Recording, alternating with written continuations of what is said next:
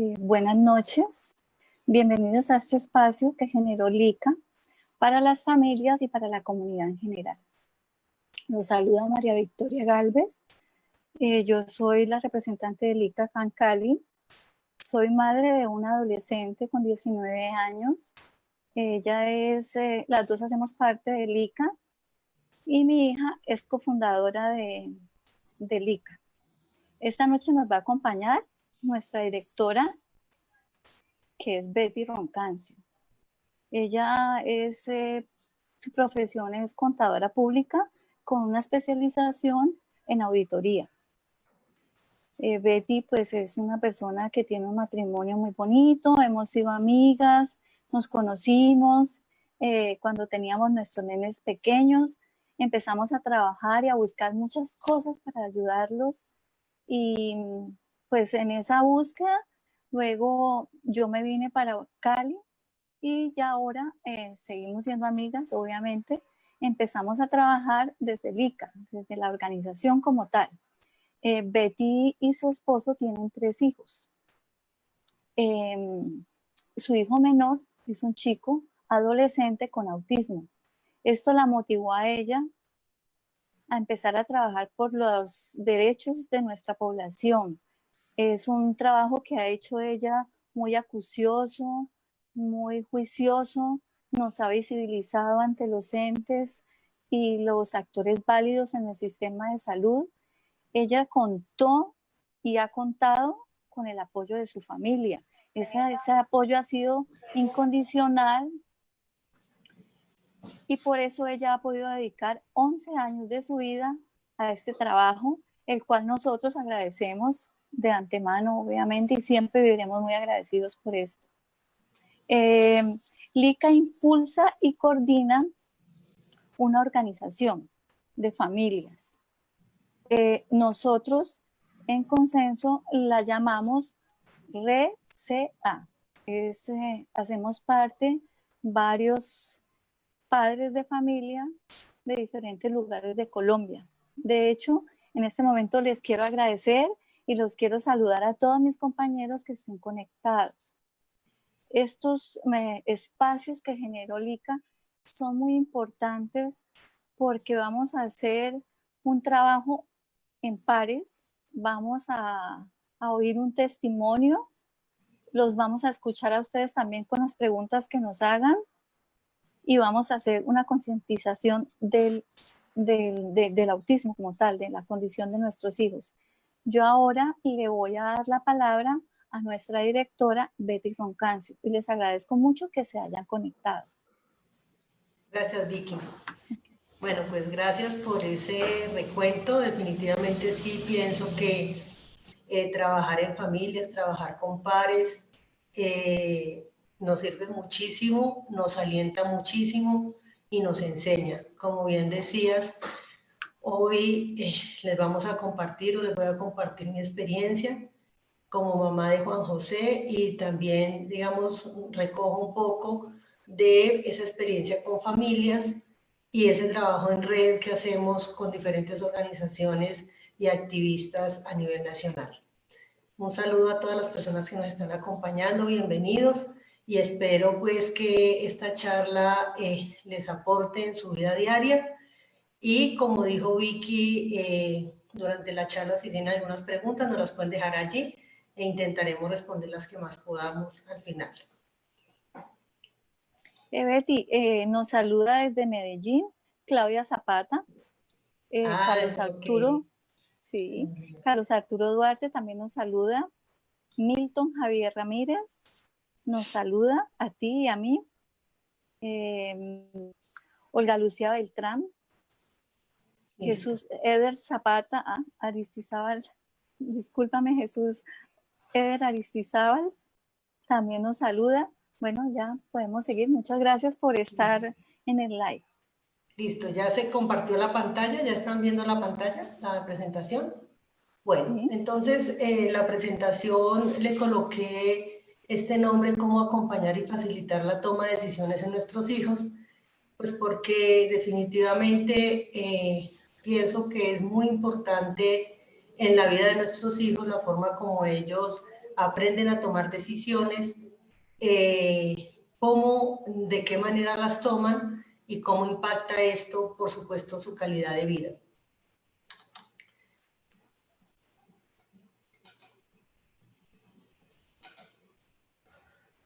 Empiezo con esta frase, quise empezar con esta frase porque siento que este es el punto de partida para muchas familias y esto es determinante para muchas de ellas, cómo van a actuar frente a sus hijos, frente a la condición de su hijo. Y me parece que es una reflexión importante porque esto es algo que definitivamente debe cambiar, es algo que definitivamente se tiene que transformar. Entonces, ¿qué nos dijeron de nuestro hijo, de nuestra hija o de nuestro familiar con autismo? Nos dijeron, por ejemplo, que ella o él nunca se iban a comunicar, que él, por su condición, por su autismo, él o ella nunca iban a aprender. Lo mejor era llevarlo a una institución donde se lo ayudaran a cuidar. Le aconsejo que que se vista de paciencia. Tiene un niño para toda su vida en su casa. Él o ella no van a aprender, no podrán ir al colegio. Esta frase que es muy frecuente y no necesariamente es desde un profesional de la salud, sino a veces hasta la misma familia. Dios no nos da una carga que no podamos soportar. Entonces, si nosotros analizamos todas estas frases, cuando una familia se enfrenta al diagnóstico de autismo de su hijo, bueno, de cualquier condición diversa, pero pues hoy el tema que nos trae es autismo, pues ya empiezan a dejar una semilla mal sembrada en muchas familias.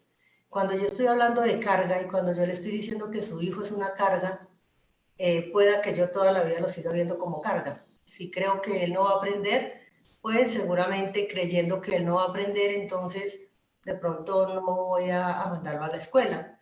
Es importante decir que durante estos años, estos 11 años que tiene el ICA, sí hemos podido evidenciar que muchos padres de niños pequeños hoy tienen una mirada distinta, hoy tienen más conocimiento, hoy tienen más redes de apoyo y no es lo mismo que sucedió con las familias de personas adultas, incluso adolescentes.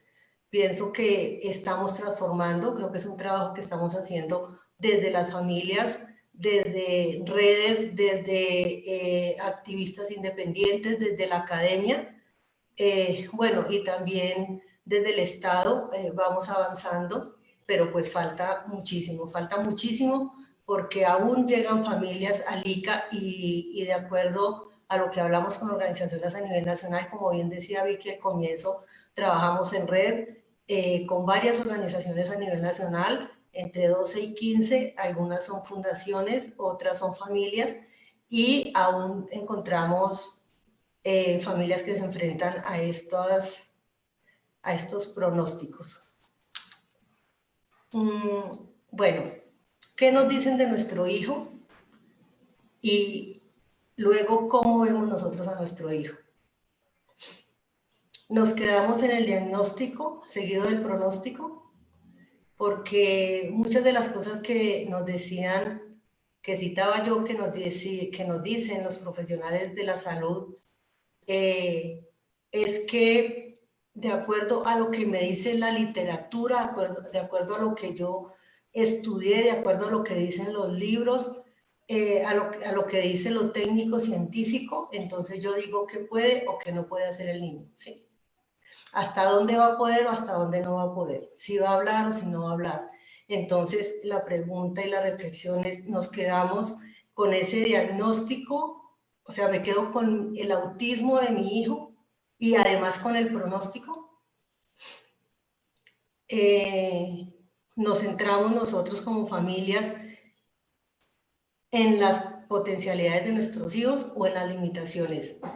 Quiero hacer durante toda la presentación y desde la imagen que hay en la invitación a la charla, consideramos sumamente importante vincular a toda la familia. Es decir, este no es un tema que debe ser solo de la mamá. La familia como tal, papá, mamá, cuando hay hermanos y abuelos, bueno, en fin, como esté como conformada y con quien viva la familia.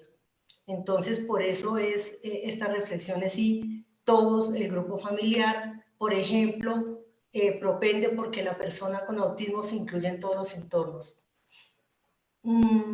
Creo que muchas de las personas que están conectadas estarán diciendo, claro, yo lo quiero incluir en todos los entornos, pero no es posible. Encuentro barreras, encuentro unos mitos enormes frente al autismo que impiden que mi hijo esté incluido en todos los entornos. Entonces, más adelantico voy a comentar sobre eso. Participamos activamente en los procesos de nuestros hijos. Esto es supremamente importante.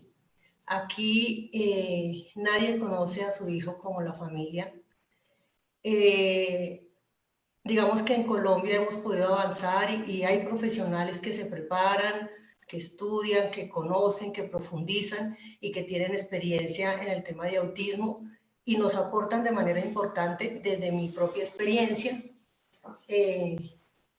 Yo me he puesto en el camino unos profesionales muy comprometidos, muy, digamos, con una visión de persona antes del diagnóstico de Juan José. Y el trabajo que se haga con nuestro hijo debe ser fundamental la participación de la familia. Es decir, esto no se le puede delegar solamente al profesional.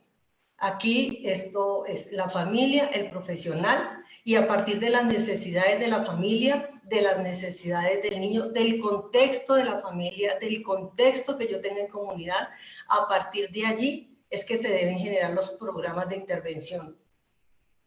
Es decir, cuando nosotros encontramos con una familia y yo estoy llevando a mi hijo a un proceso de intervención, es importante preguntarse, y en ese proceso de intervención, ¿ustedes están planteados objetivos a corto, a mediano, a largo plazo? ¿Y estos objetivos se construyeron con la familia o estos objetivos se construyeron porque llevaron el niño, hicieron una observación de una semana y el equipo de profesionales chulió y consideró que era esto, esto y esto y esto? Entonces, aquí como familias debemos estar muy empoderados y participar, pues porque nuestros aportes son fundamentales para estos procesos. Reconocemos a nuestros hijos como una persona que puede manifestar sus gustos, sus preferencias, sus sueños. Esa es como unas preguntas que quiero como dejar para reflexionar de cómo estamos nosotros reconociendo o viendo a esa persona con autismo que tenemos en la casa. Muchas veces no viven con papá y mamá, a veces viven con abuelos, a veces viven con tíos. Entonces, es importante todos tener esta reflexión. Aquí yo empiezo a entrar como en detalle qué hacer nosotros como familia y lo que vuelvo e insisto es que esta es la experiencia que hemos tenido nosotros como familia y conozco otras experiencias, aprendo de otras experiencias y cojo de esas experiencias lo que considero que me sirve.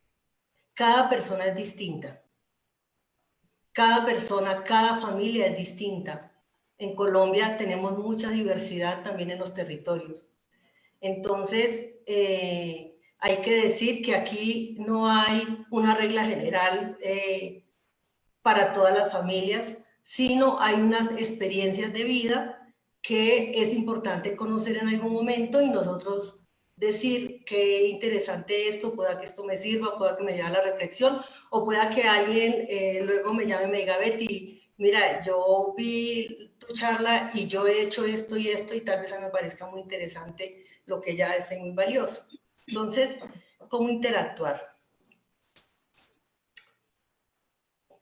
Cómo conocer e interactuar, y ese conocer e interactuar es cómo conozco a mi hijo y cómo interactúo con él, o cómo conozco a mi familiar, sobrino, hijo, nieto, y cómo interactúo con él.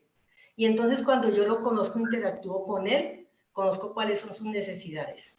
Pero las necesidades de él como persona, de él como niño, de él como joven, de él como adulto, no únicamente las necesidades del diagnóstico de autismo, porque nos pasa que muchas veces nos olvidamos que nuestros hijos tienen unas características particulares, tienen una forma de ser, tienen un temperamento, son nobles, son de mal genio, son acelerados, son tranquilos, y muchas veces nosotros son pacientes, pacientes no pacientes en el término médico, sino que tienen paciencia. Y a veces nosotros no vemos a la persona como tal en todo su conjunto, sino vemos y atribuimos todo lo que él hace o ella hace a las características que tienen las personas con autismo, ¿sí? Y todo se lo atribuimos a ese autismo. Entonces es importante saber cuáles son sus necesidades de ellos, como las necesidades de mi hijo que no tiene autismo. Conocer los procesos de intervención, eso lo decía yo hace un momento. ¿Cuáles son los objetivos de ese proceso de intervención? En 3 meses a mí me pueden decir qué logramos con nuestro hijo. O sea, ¿cuál es el objetivo que yo me trazo? Y en 3 meses, ¿cuál es el resultado que voy a ver? O hay un programa y mi hijo lleva 1, 2 y 3 años y después de 3 años no hemos logrado, por ejemplo, que se abotone la camisa. No hemos logrado unos repertorios básicos. ¿Cuánto tiempo es esa intervención? Y esto del tiempo a mí me parece supremamente importante porque muchas veces en esos pronósticos y en esos consejos que nos dan, nos dicen que el niño requiere de unas terapias intensivas todos los días de lunes a sábado, ¿sí? Y cuando nosotros dejamos que nuestro hijo solamente esté en tiempos de terapia con un profesional, por supuesto que hay que decir que depende de cada niño la intensidad de apoyos que requiera, pero también hay que decir que una persona con autismo o un niño con autismo no es sujeto únicamente de un servicio de salud y que ese niño o joven o adolescente o adulto como cualquier otro par necesita estar incluido en unos entornos. Necesita jugar, compartir, aprender a nadar, bueno, ir a ver unas olimpiadas, depende, ir al museo, depende. Todos sabemos, pues las familias que tenemos hijos con autismo sabemos que muchos de ellos tienen unos intereses muy particulares y seguramente es buscar que participen en unos entornos donde ellos se sientan felices, pero que no dediquemos todo el tiempo solamente al tema de la rehabilitación. Yo coloco aquí, hablo de facilitadores y cuando hablo de facilitadores me estoy refiriendo a aquellos profesionales de la salud que intervienen y apoyan a nuestros hijos.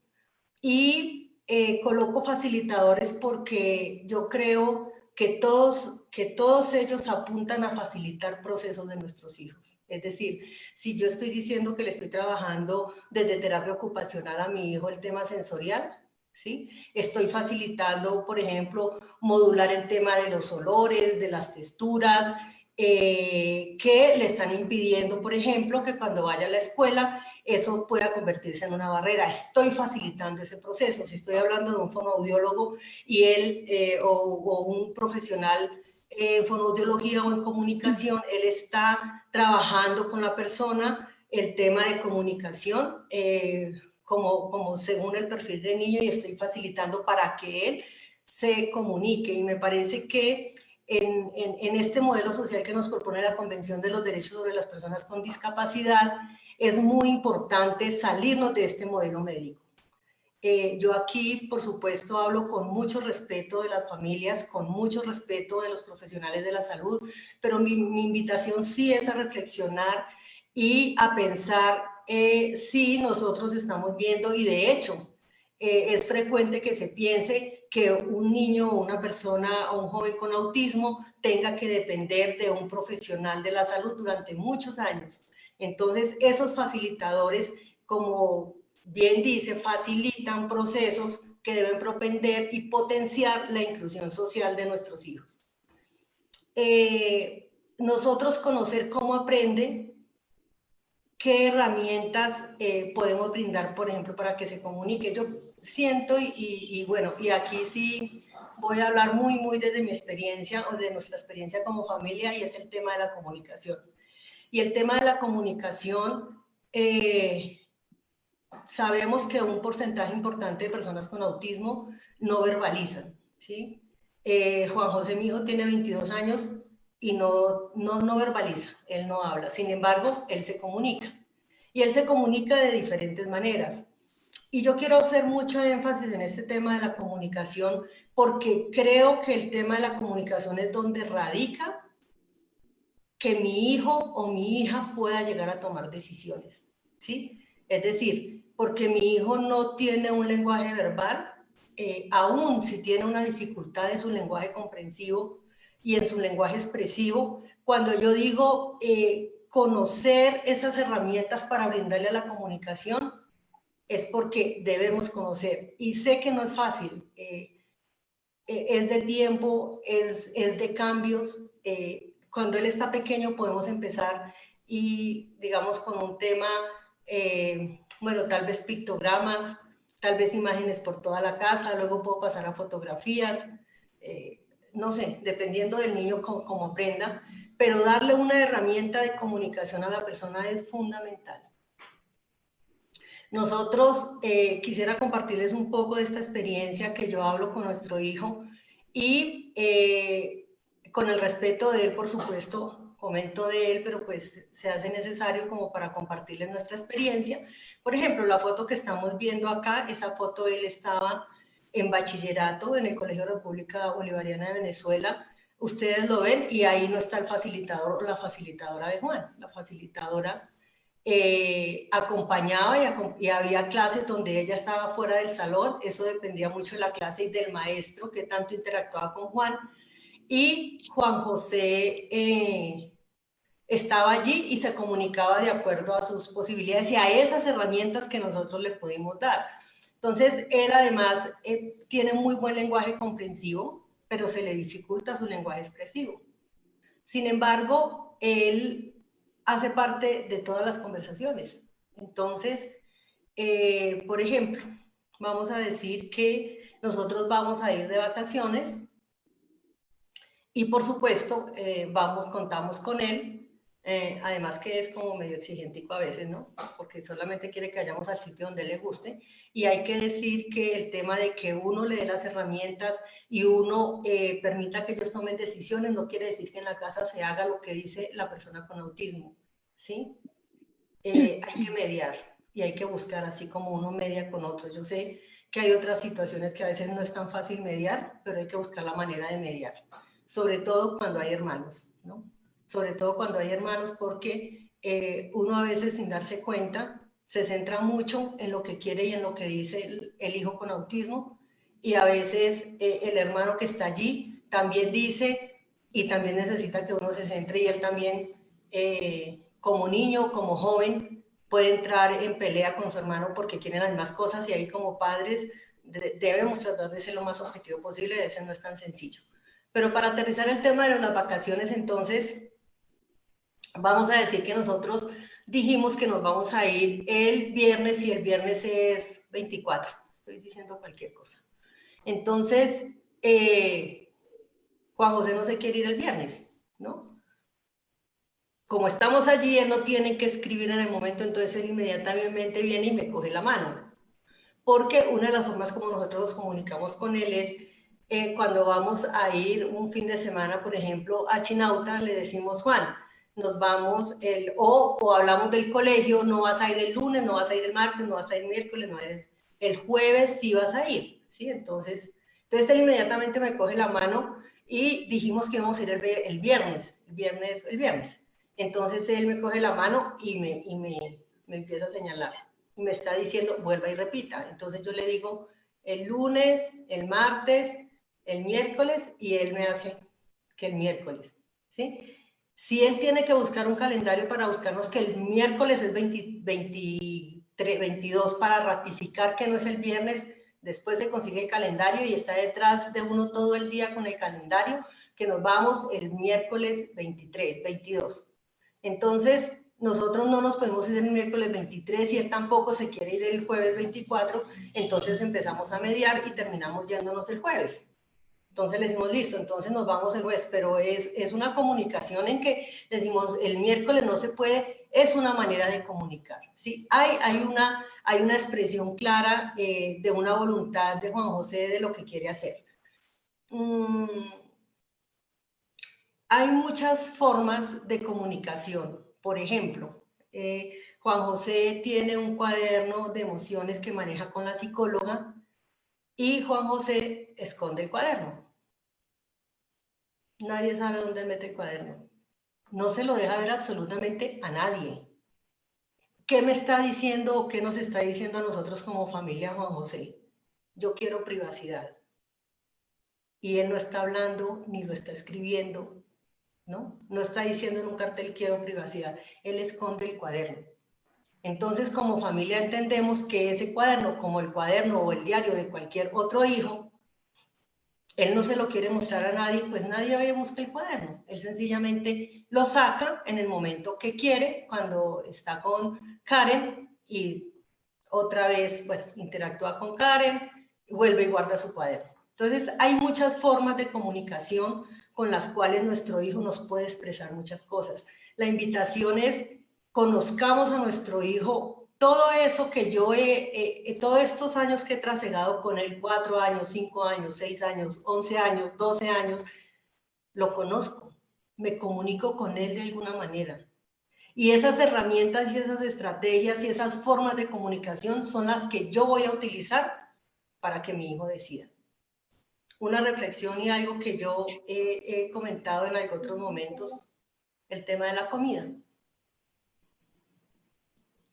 Por supuesto que uno le agradece a los profesionales de la salud cuando le dicen a uno, digamos que en autismo pasa que hay niños que son muy selectivos con la comida.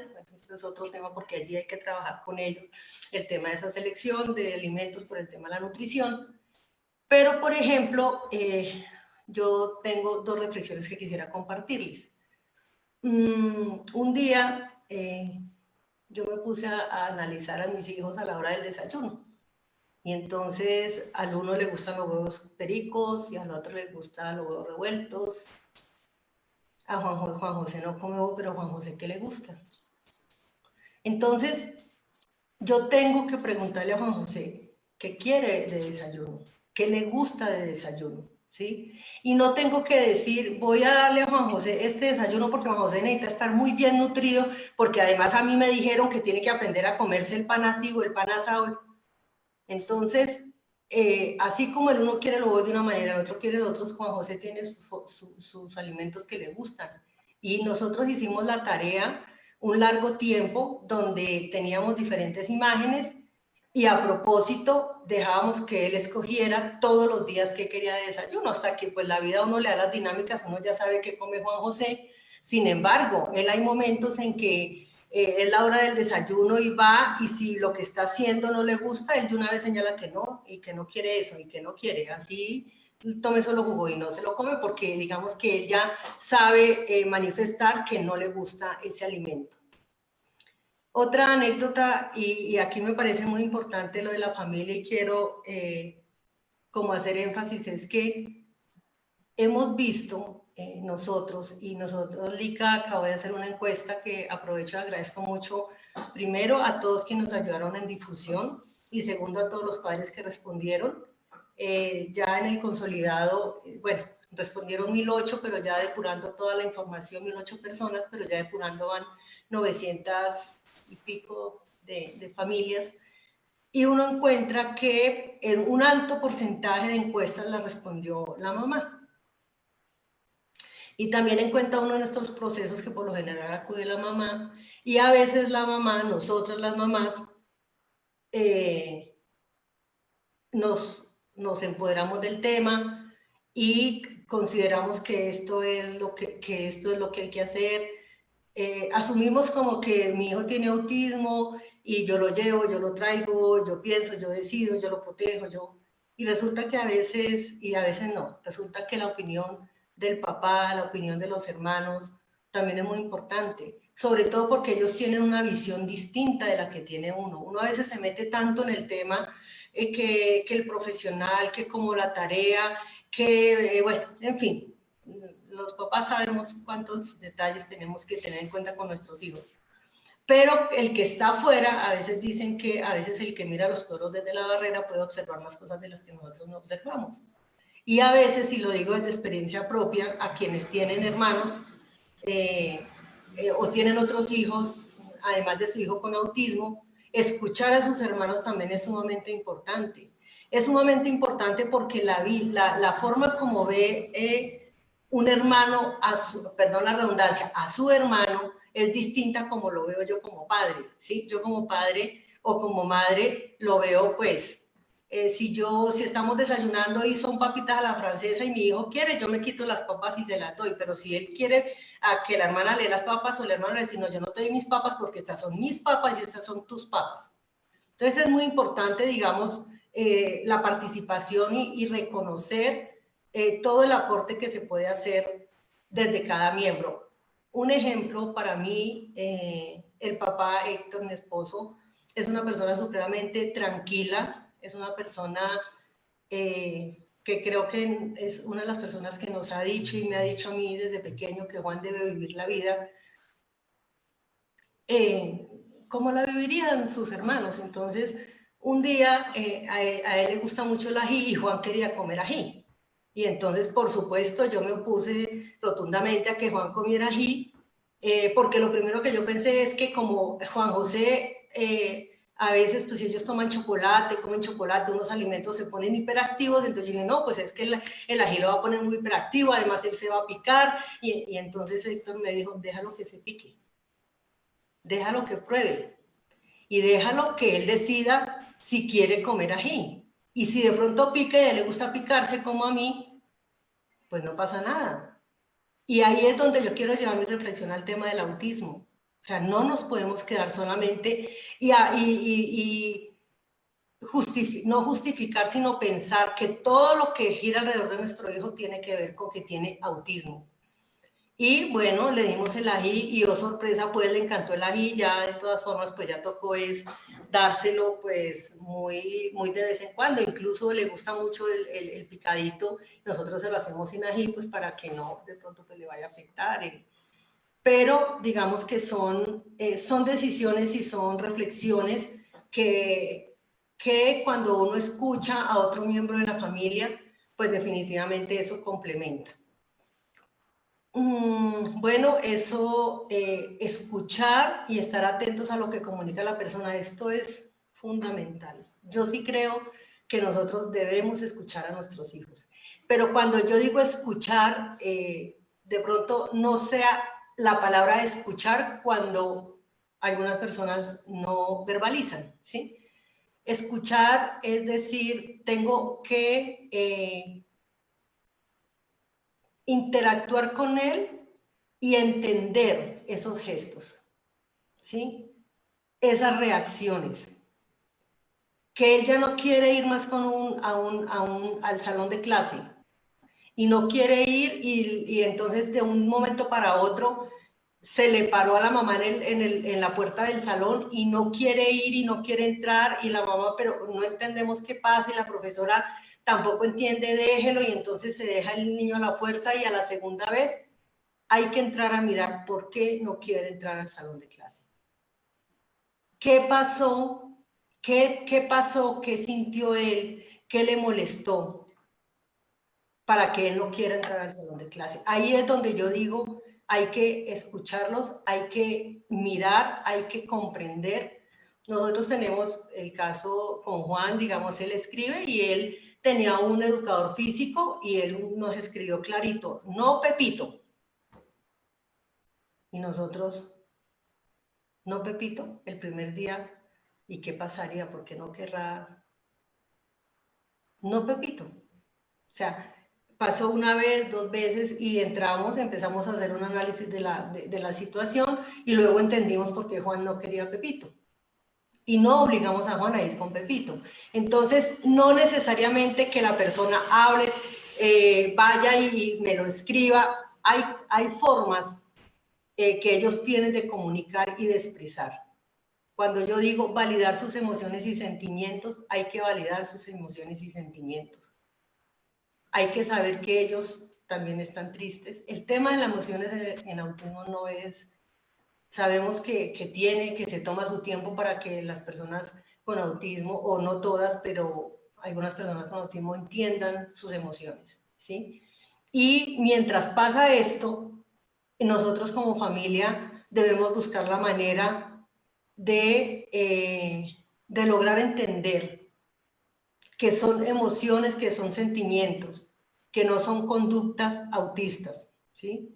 Que no, digamos que las reacciones que ellos pueden tener, sí pueden ser muy dadas por la forma como la expresan, por su condición de autismo. Pero lo que hay que entrar a mirar es, primero, ellos, primero sus emociones, primero lo que les molesta, primero lo que les puede doler, que también en el tema de dolores físicos no es fácil identificar, pero bueno, ya sabemos que hay una cantidad de herramientas partes del cuerpo, etcétera, etcétera. Entonces me parece que conocer e interactuar a nuestros hijos pues es fundamental. Reconocer. Esta fotografía les quiero contar, estaba Juan José en grado 11, esa foto fue ya terminando el año, él fue muy feliz en su colegio, compartió muchos momentos muy especiales. Entonces reconocer, ¿qué debemos nosotros reconocer? Que la familia es determinante en el futuro de sus hijos, de todos sus hijos, ¿sí? Y ese ser determinante en el futuro de todos sus hijos tiene que ver con lo que les he contado anteriormente, y estoy hablando de la familia, no solamente un miembro de la familia, toda la familia.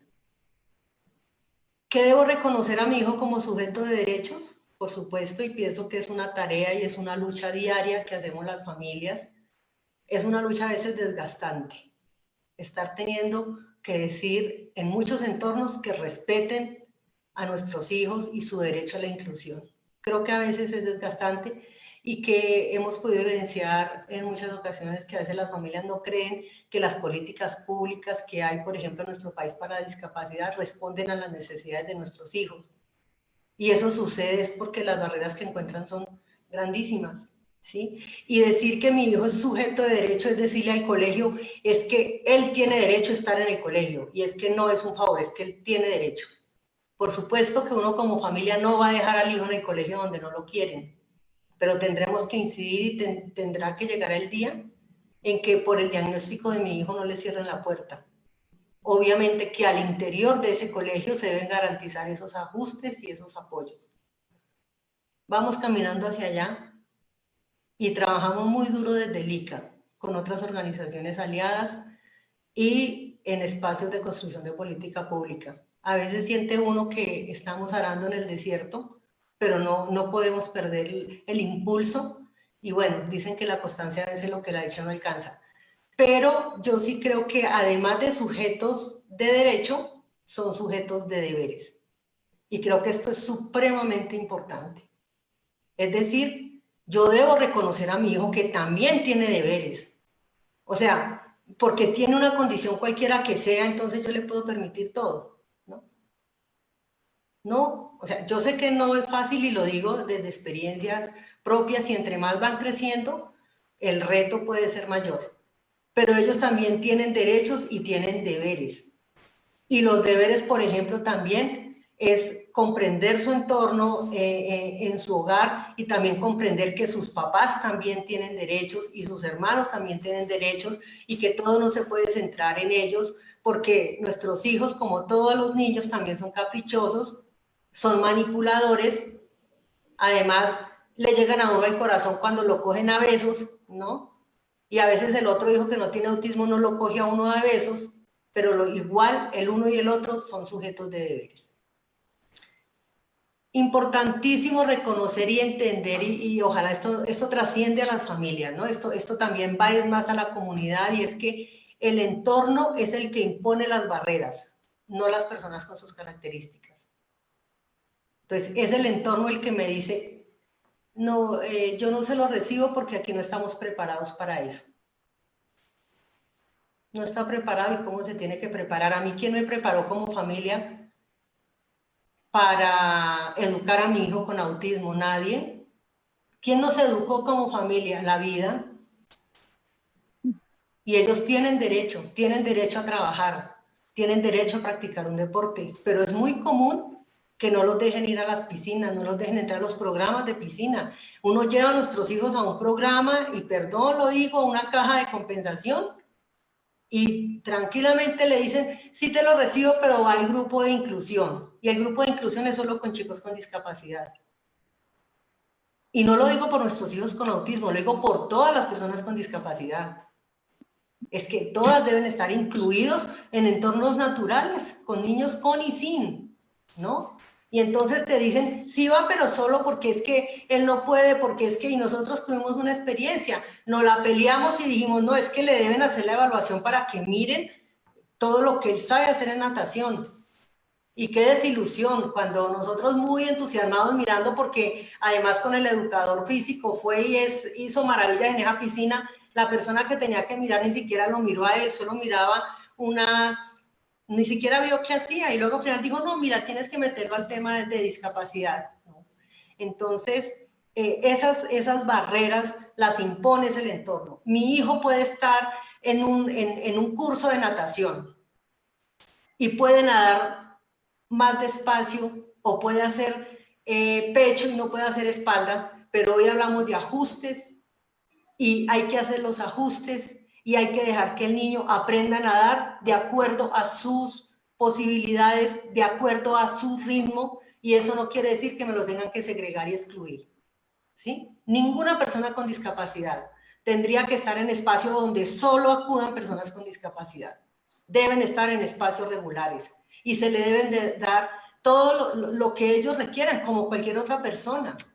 Es decir, si yo tengo un niño que viene a la piscina y no sé, voy a decir cualquier cosa, tiene un tema de respiración y no puede durar mucho tiempo en la piscina, tendré que hacer el ajuste y decir que la clase con él son 20 minutos y que inmediatamente salga, como sale el frío, traiga una toalla para que no le dé mucho frío, no sé.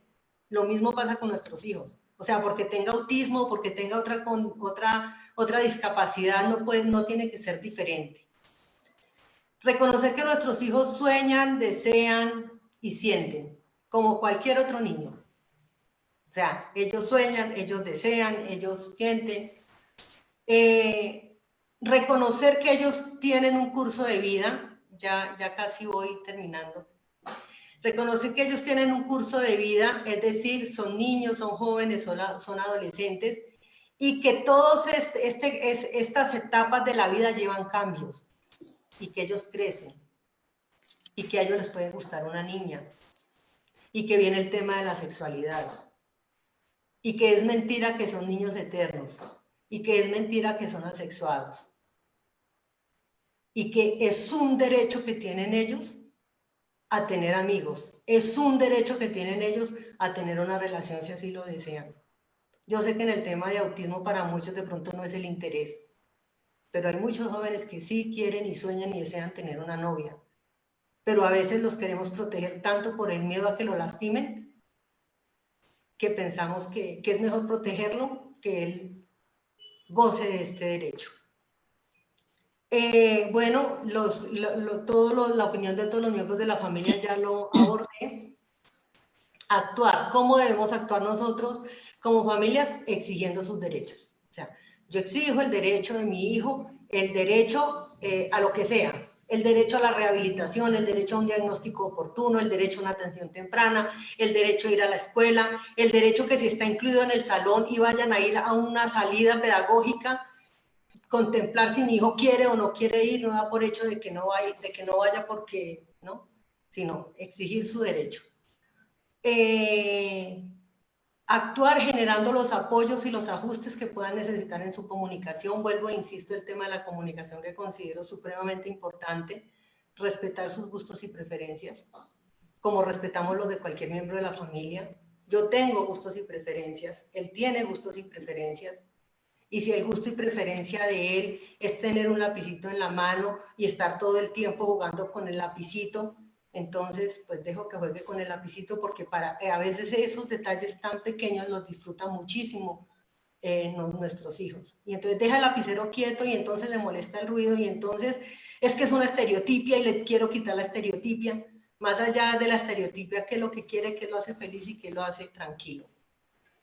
Potenciar sus fortalezas trabajando sobre sus debilidades. Creo que el trabajar sobre sus debilidades es el pan de cada día de nosotras las familias, y potenciar sus fortalezas y exigir en este país y en cultura y en deporte que los incluyan en programas de música, de arte, de talentos, ¿sí? Tienen muchos talentos en el tema, las personas con autismo, de canto, de tocar un instrumento. A veces la música para ellos puede ser su proyecto de vida, la pintura, pero aquí solo encontramos programas para personas con discapacidad, y nosotros debemos tener nuestros hijos incluidos en entornos regulares. Asociándonos como familias y organizaciones, creo que Vicky cuando empezamos la charla nos decía que tenemos una red, trabajamos en red, no tenemos, conformamos una red. Ha sido un trabajo muy valioso, es un trabajo muy interesante. Algunas de esas fundaciones, por ejemplo, están hoy durante esta pandemia, durante este confinamiento, haciendo un esfuerzo grande por capacitar a las familias, como Fundación Visión Azul, también Funda Autismo Barranquilla, y seguramente otras, ¿sí? Nosotros hacemos lo propio. Trabajamos con Vicky en Cali, que nos ayuda enormemente, con Jesús en Ibagué y con muchas familias más, y creo que el trabajo de asociarnos como familias y como organizaciones y generar redes de apoyo es fundamental, y nos deja un aprendizaje y nos soporta porque así como hoy yo les estoy compartiendo a ustedes mi experiencia, que para algunos puede ser valiosa, algunas cosas que diga, para otros no tanto, las experiencias de otros a mí también y a mi familia también nos enriquecen. Entonces, básicamente eso era lo que les quería contar hoy. De pronto, pues, hay temas en los que pudiéramos profundizar, pero pues digamos que no es la intención, es tener como esta charla muy encaminada a que nos quedemos todos en la mente con esta idea de que nuestros hijos sí pueden tomar decisiones. Hay que apoyarlos, hay que facilitarlos, y en el momento en que haya una división, unas decisiones que a ellos les cuesten, nosotros como familias debemos acompañar ese proceso, siempre, siempre buscando que esas decisiones sean cercanas a los gustos y preferencias de nuestro hijo, o sea, siempre buscando que nuestro hijo sea feliz y se desarrolle lo mejor posible como ser humano, por supuesto incluido en esta sociedad que a veces es un poco egoísta. Bueno, pues muchas gracias. Estoy aquí atenta, Vicky, por si hay alguna pregunta. Bueno, no, seguimos acá. Pues Gracie Maldonado se conectó desde Mérida, Venezuela. Ella nos comenta que tiene dos adultos con autismo. Es madre de dos hijos, de dos chicos con autismo. Nuri Patricia Murcia también nos dice que es primera vez que se conecta y que es muy importante esta experiencia. Carlos Alarcón nos saluda y saluda a Betty de una manera muy especial. José Dolce Irreño también saluda. Veo conectada a Claudia, que es una de nuestras compañeras de la red. A Jesús, a Arlet, también las veo conectadas. Veo a Miriam Luz, que es una compañera, una coequipera. O sea, trabajamos juntas también. Ángela María Londoño, también muy contenta por estar en la charla. Carolina Vela, Gracie Maldonado nos vuelve a decir, y acá se genera como una pequeña polémica en que el chico, bueno, ella primero nos dice que con los chicos con autismo, los adolescentes y las personas adultas, pues no hay muchas instituciones que tengan unos programas bien estructurados para que estos adultos puedan tener una posibilidad de trabajar. Y pues da la recomendación que las instituciones que trabajan con los adultos con autismo, pues se tomen el trabajo de investigar y generar programas para ellos. Bueno, hay otra persona que nos comenta que Vicky, yo de pronto, quisiera comentar algo. cuéntame. Uh-huh. Digamos que al comienzo yo decía que lo que hemos evidenciado es que hay las mismas oportunidades que hay hoy, no la tuvieron muchas familias de muchachos que hoy son adultos, de 40, 42. Sin embargo, hay que saber que seguramente si ellos hubieran tenido una intervención temprana y un apoyo, fueran los muchachos de pronto con más autonomía y bueno, en fin, hubieran aprendido como otras cosas. Pero es importante mencionar que cuando hablamos hoy en día de adultos hay que propender como familias para buscar programas, digamos, no tanto instituciones, que de pronto esté la persona allí todo el tiempo, todo el día, como a nivel terapéutico, sino buscar que hayan programas, por ejemplo, prevocacionales de transición a la vida adulta, ¿sí? Que así sean ya personas adultas, no nos quedemos como en el tema terapéutico, porque el hecho de que muchas personas no puedan manifestarlo, ellos también, igual que todos nosotros, quieren compartir con pares, ¿sí? Con personas de su edad. Y no necesariamente tiene que ser, o pues creo yo que para el tema adulto ya el tema terapéutico no es, sino es mirar autonomía, independencia, vida adulta, y de acuerdo con la señora que nos escribe, pues que no solamente allá, nosotros acá en Colombia, no encontramos esos programas para los adultos, o sea, son escasos, no son muchos. Sí, tienes razón. Generalmente, pues las instituciones se centralizan mucho en la infancia y no en los programas de transición a la adolescencia y a la vida adulta. Bueno, también nos dice, hay, hubo como una pequeña polémica entre algunas madres donde se dijo que el chico con autismo iba a ser un niño para siempre y porque para sus padres era un niño. Obviamente pues no es un niño, es una persona que crece y pues te dejo a Betty te dejo como para que tú nos ahondes un poco más en ese tema porque lo tocaste ya, digamos un poco por encima, pero pues sí es importante que las personas tengan claro eso, que los chicos crecen. Sí, pues digamos que primero su ciclo natural de la vida eh, no son niños toda la vida, o sea, son adolescentes, son adultos. Biológicamente tienen sus cambios como cualquier otra persona, ¿sí? Diferente es que puedan ser personas que por su condición de autismo, algunas personas con autismo tienen asociada otras condiciones y pueden llegar a ser personas de una alta dependencia, es decir, que requieran apoyos sustanciales, o sea, apoyos altos, ¿sí? De alta dependencia. Y cuando la persona requiere de alta dependencia, pues requiere que haya un profesional, un facilitador que esté allí dando ese apoyo, pues porque él lo requiere. Eso es distinto a que sea un niño toda la vida. O sea, él es un adulto porque sus necesidades son diferentes, ¿sí? Y si ese adulto nos pudiera hablar y nos pudiera decir muchas cosas, seguramente nos sorprenderíamos de todo lo que él puede pensar.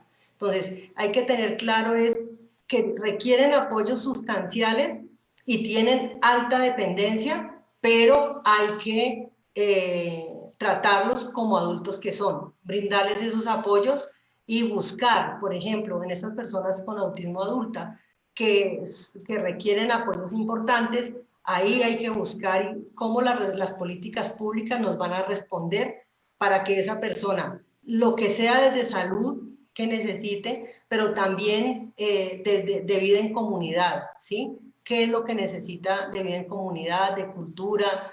Bueno, estos talleres que hablábamos de vocacionales, de aprender algo, no sé, manual, bueno, eso dependerá mucho del perfil de la persona. Sí. Eh, Se conectaron de Uruguay también. Eh, Te felicita Miriam Luz. Camila Huerta nos dice que muchas gracias por compartir y pues que es un aprendizaje para las familias. Sería interesante de pronto a futuro, Betty, hacer el tema de lo de la capacidad jurídica, que aquí lo tocan muy por encima, pero pues ese es un tema que realmente ¿Qué pues dicen de la capacidad jurídica, Vicky? dice pues que ellos son sujetos de capacidad jurídica. Mabel Bonilla Correa. Sí, es cierto. Y Sí, estamos ellos son, justamente. sí, claro, todas las personas tienen derecho a tomar sus decisiones, todas. Y me parece importante, si queremos en una próxima charla hablar un poco de este tema, centrándonos en los ajustes y los apoyos, porque precisamente ese énfasis que yo hacía en el tema de comunicación, eso será lo que le permite a ellos pues tomar sus decisiones. Y sobre eso se está trabajando fuertemente en Colombia. Colombia es un país que está de Latinoamérica, es un país pues que está avanzando de manera importante con unas acciones muy concretas pues garantizando ese derecho. De hecho, en Colombia ya la interdicción no existe. Sí. Milton Rivera también nos hace pues énfasis en que realmente tenemos que trabajar en el deporte, y es cierto, buscar esos apoyos por otro lado. Carolina Vela pues hablaba, nos saluda también, Tatiana también.